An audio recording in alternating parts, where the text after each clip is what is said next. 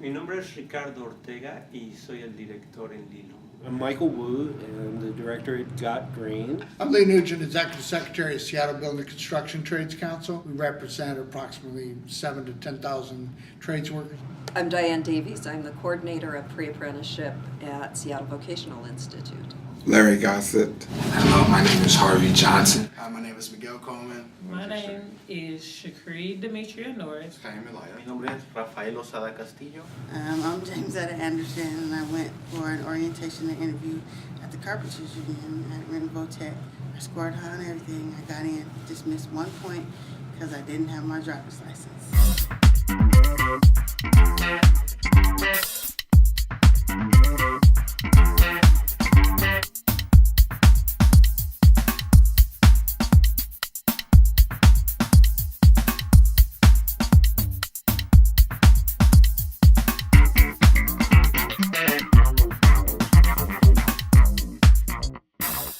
About half of my students come in with a suspended license or no license at all, and sometimes they've never had a license, but they've still got tickets out there.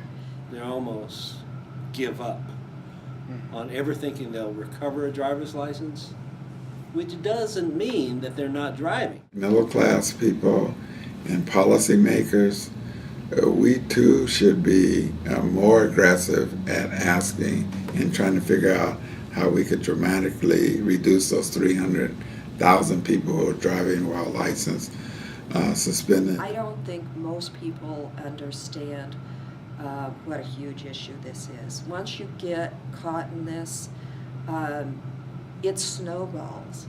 And people who start out sometimes with a minor ticket, but they can't pay it because they're juggling rent and childcare and putting food on the table, that ticket becomes a low priority. In communities of color, and particularly in low-income communities and communities of color, that there is a higher rate of driver's license suspension in the third degree for unpaid tickets and fines.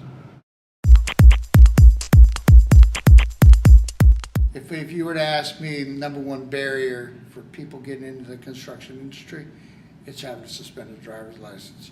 It's not that you can't do a drug test.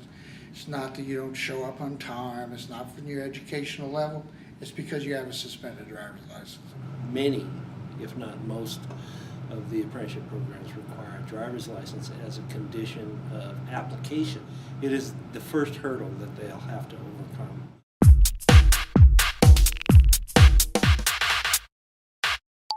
While my license was suspended, I got into an accident and wound up many thousands of dollars in debt. And I had to make a very large down payment. Even still to this day, I owe over $10,000 to the collection agency, Alliance One. You know, it doesn't take very long working with people who have suspended licenses to realize there is absolutely nothing efficient about it. Sí tengo multas en colección, unas han sido en King County, unas de Seattle Municipal Court y unas de Taquila. He tratado de hablar con colección que es Alliance Ones, pero es muy difícil el poder tratar con ellos para poder llegar a un acuerdo monetario. Los pagos son muy grandes, son muy altos y a veces son excesivos.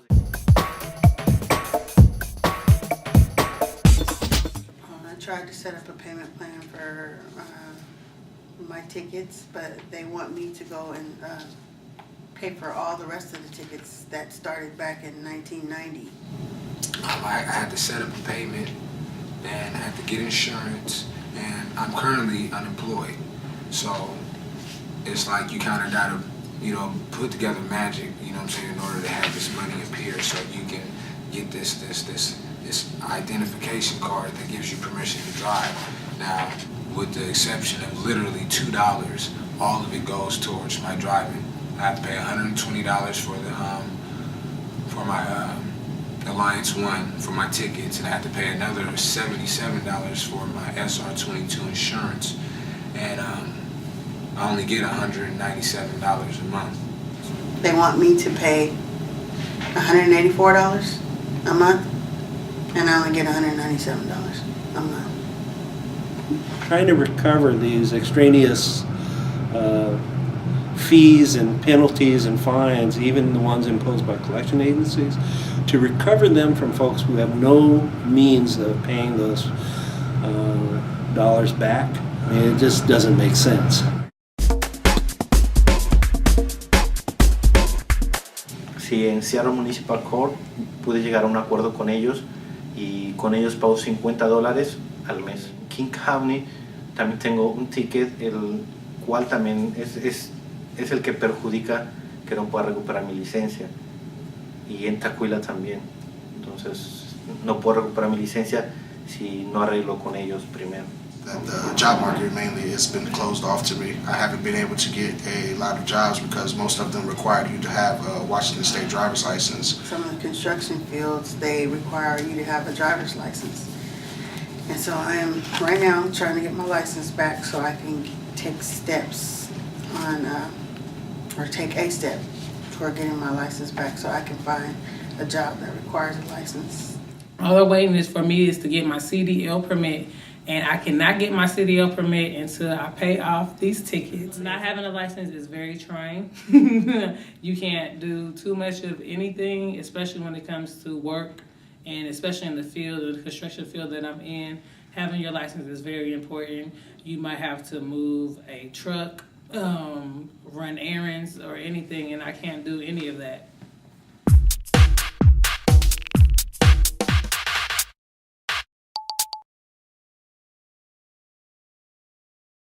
The courts are clogged with these cases. Low-income communities are just heavily impacted. People get frustrated. Where you've taken the ability to work with an individual on a case-by-case basis away from the courts or away from a public institution. Your fine is so much, the city is only going to generate $100, $200 in income, but at the same time, the debt to a person of color or a person of poverty in a very impoverished background is not going to be able to make that payment of $400 to $500.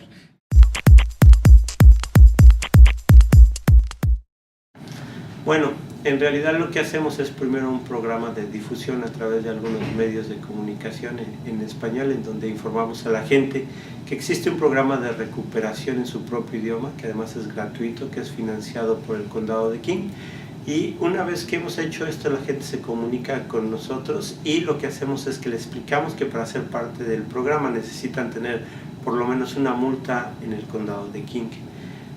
Una vez que ellos cumplen con los requisitos, llenan una forma en donde nos proveen la información que necesitamos para poder desarrollar un plan de trabajo, ¿no? Y entonces les explicamos a la gente cuáles son sus responsabilidades, cuáles son sus obligaciones y hacemos un acompañamiento durante todo el proceso. Nos encargamos de llamarle por lo menos 2 veces por semana a nuestros clientes para recordarles cuáles fueron las obligaciones que ellos se comprometieron a cumplir ante la corte, y también les preguntamos si tienen algunas dudas y les volvemos a explicar cuál es el programa del plan de trabajo y tratamos de motivarlos también para que puedan cumplir de manera puntual y efectiva con lo que se les está solicitando. To be able to help individuals recover a license where they once thought it was impossible, really was life-changing for a lot of people.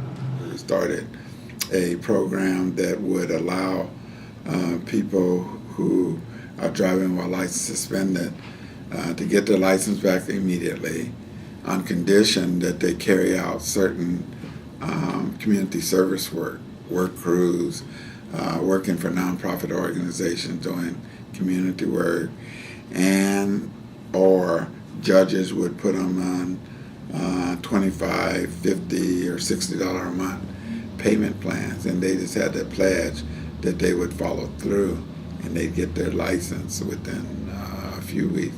And it has led from 11% of the people in the King County Jail in 2001. By 2008, it was dramatically decreased to no more than 2% of the people in the King County Jail on an average daily population. I had thought that 40, 50 people would show up, but no, it was 258, mostly unemployed or barely employed African Americans from Central and Rainier Valley, telling us that we're not scofflaws.